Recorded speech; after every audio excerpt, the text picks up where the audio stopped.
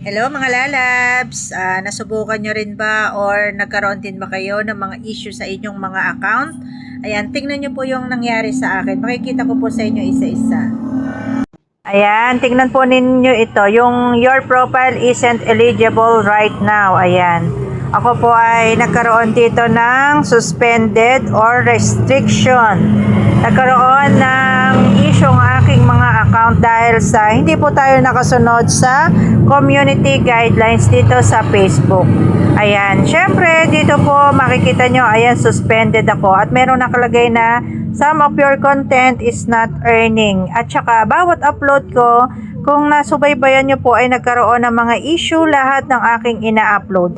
Pero hindi ko po binura yon kahit yun ay may mga issue. Kasi tumitingin lang po ako ng issue doon sa support inbox at saka sa profile recommendation.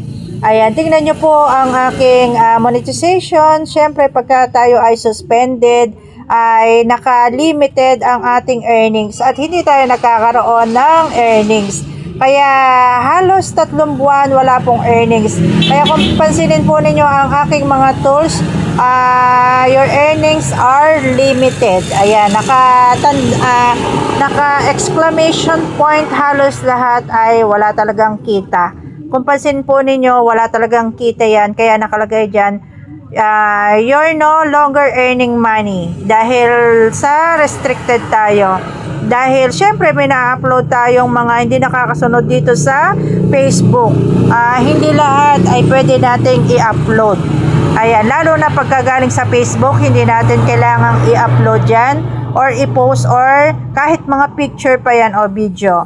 Lahat po na yan nang in-upload ko halos 3 buwan, hindi ko yan binura. Pero yung mga una po ay na-delete ko na siya. Kasi syempre hindi natin alam kung paano ang ating gagawin. Kung pansin nyo po, ayan, lahat yan ay talagang blanco. 3 buwan niyang blanco mga lalabs. Wala talagang kita. At syempre, bawat post ko dyan dati ay naka-monetization post. Pero ngayon ay wala na siya. Nag-okay na siya dahil sa 3 months na aking paghahanap kung paano ko susolusyonan ay nag-okay na rin yan mga lalabs. At kung pansinin po ninyo, wala na dyan sa pangalan ko yung restriction ko na your profile is not recommendable right now. At eto, nagsisimula na ulit tayong magkaroon ng earnings.